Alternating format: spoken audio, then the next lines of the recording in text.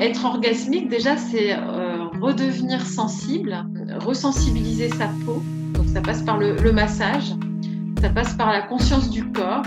Donc c'est réintégrer toutes les parties de son corps et faire que cette énergie circule, en fait notre énergie de vie circule.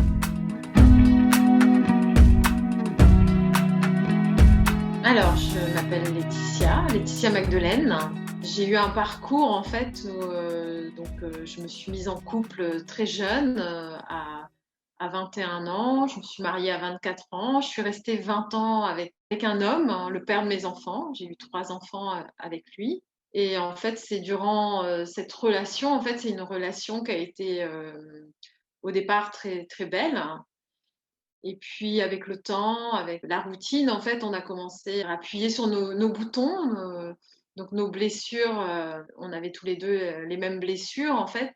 Donc moi, c'était la blessure d'abandon. Donc j'ai passé beaucoup de temps à attendre dans cette relation. J'attendais beaucoup, de l'autre, de l'homme, hein, notamment. J'attendais, qu'il me rende heureuse. J'attendais en fait, j'étais beaucoup dans la passivité et dans le schéma un peu, le prince et la princesse, hein. Je pensais que l'homme avait les clés, en fait. Plus, moi, j'avais carrément donné mon pouvoir à l'autre. Et au fur et à mesure de mon parcours, eh bien, comme j'étais malheureuse dans cette situation, ben, j'ai commencé à faire du développement personnel, à mieux me connaître et puis à prendre conscience de mes blessures et puis faire des choses pour les transcender, pour évoluer. Et ça m'a amené vers donc le développement personnel, l'hypnose, la biodanza. Mon couple, en fait, il allait de plus je faisais des choses, plus je reprenais mon pouvoir, plus mon couple allait mal. Et la sexualité, notamment, elle était de pire en pire. Moi, donc, je suis passée aussi par une difficulté à gérer mon énergie, donc trouver des solutions et au final, on va dire que toutes ces épreuves m'ont amenée à aller vers le tantra. Être orgasmique, quelque part, c'est pour moi, en fait, c'est déjà redevenir sensible. À la base, je crois vraiment que quand on arrive sur terre, quand on est nouveau-né, on est dans cette sensibilité, en fait. Mais avec l'éducation, on va surtout apprendre à se désensibiliser, à ne pas sentir, à ne pas s'écouter. Ça commence déjà avec l'école, quand on apprend aux enfants à rester bien sagement assis à une table, hein, pendant 20 ans. On apprend en fait aux enfants à ne pas écouter leurs besoins, en fait. Et donc à arriver à l'âge adulte, à un moment donné, on se rend compte qu'on ressent pas trop, on ressent moins les choses. Il suffit aussi d'avoir vécu des choses un peu difficiles, de s'être protégé, de s'être blindé. Et quand on se blinde, en fait, on devient imperméable à la souffrance, mais aussi au plaisir et à la joie. Donc être orgasmique, déjà, c'est redevenir sensible, ressensibiliser sa peau. Donc ça passe par le massage, ça passe par la conscience du corps. Donc c'est réintégrer toutes les parties de son corps et faire que cette énergie circule, en fait notre énergie de vie circule. Et quand cette énergie commence à circuler à l'intérieur de soi, qu'on a cette capacité à la sentir, eh bien c'est tout le corps qui va devenir orgasmique, en fait. Il y a une sensibilité qui devient extatique, qui fait que les personnes vont être dans le plaisir pour des choses simples, en fait, de la vie, hein. Ça peut être le rayon de soleil sur sa peau, ça peut être juste de contempler un paysage ou juste une caresse, prendre quelqu'un dans ses bras, en fait. Pour moi, déjà, ça passe par là. Et puis quand on a cette capacité donc à revenir dans cette sensibilité-là, le reste après, ça suit, hein. Bah, le moment présent, justement, c'est quelque chose qui est difficile, en fait, dans notre société. On est tellement sollicité, ne serait-ce que par les téléphones, hein, les téléphones portables, les messageries, enfin, on est tout le temps sollicité et donc c'est difficile de revenir dans l'instant présent.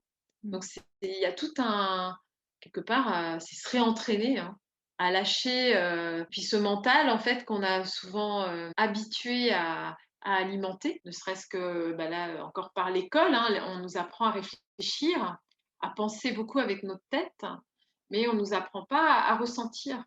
Moi, je sais que quand j'ai commencé, le développement personnel, quand on me parlait de ressenti, c'était un monde inconnu. Quand on me parlait du ressenti émotionnel, eh bien, c'est pareil, il y avait pas forcément j'avais pas forcément le vocabulaire, les mots. C'est tout un quelque chose à se réapproprier, en fait, c'est remettre de la conscience sur son corps. Alors les méditations, effectivement, la méditation, c'est très important puisque ça permet vraiment de refaire circuler, l'énergie dans le corps. Enfin, moi, j'utilise beaucoup des méditations dynamiques d'Osho aussi, notamment. Je trouve que c'est très puissant. Des respirations aussi, donc pour nettoyer les centres énergétiques. Et le massage. J'utilise des pratiques de libération des traumas au niveau du corps. J'utilise l'écoute, hein, tout simplement, l'écoute, refaire verbaliser aux gens certaines problématiques, leur faire prendre conscience de certaines choses en posant des questions, hein. Voilà, il y a tout un travail qui rassemble tout ce que j'ai appris, hein, tout simplement. J'ai beaucoup pratiqué le Tao. Alors, moi, j'organise aussi des stages de massage Tao, hein, depuis des années, parce que le Tao, le massage taoïste, c'est un massage sensuel aussi, comme le massage tantrique, hein.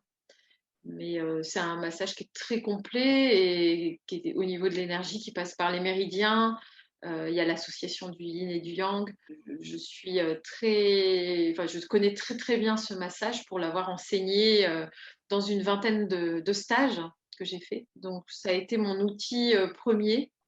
Et puis là, avec le temps, je développe aussi donc le massage tantrique plutôt intuitif, et dans mes pratiques aussi, j'amène de la créativité. Donc ça peut être aussi des massages où la personne va bouger. On va sortir justement du cadre. Quand je parle de cadre, c'est le cadre où on reste statique sur une table ou sur un futon. Voilà, dans mes propositions, il va y avoir beaucoup de créativité aussi pour que la personne, elle reste pas dans ses habitudes, surtout que son mental ne s'attende à rien. Donc ça permet de lâcher prise aussi. Donc il n'y a pas une séance pareille, en fait.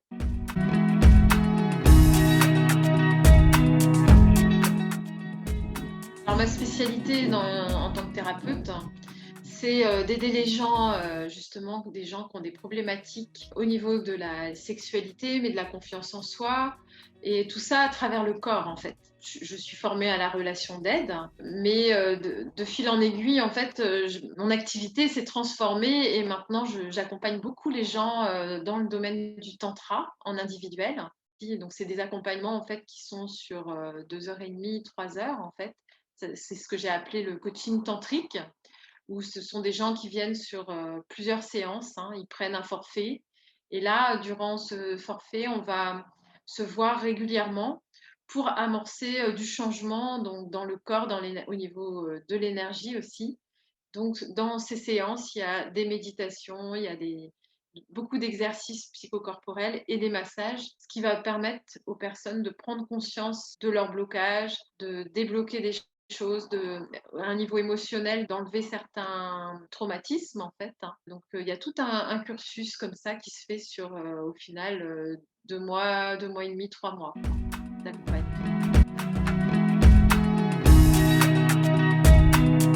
Alors, mes séances, elles s'adressent à tout le monde, hommes et femmes.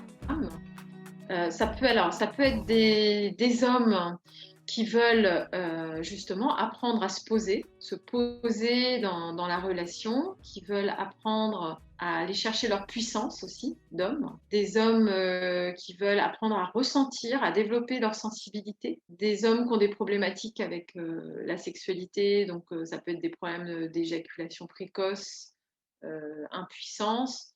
Ça aussi, donc je peux avoir ces problématiques-là. Des gens qui veulent juste retrouver la joie de vivre, qui sont coupés, en fait, hein, coupés de leurs émotions.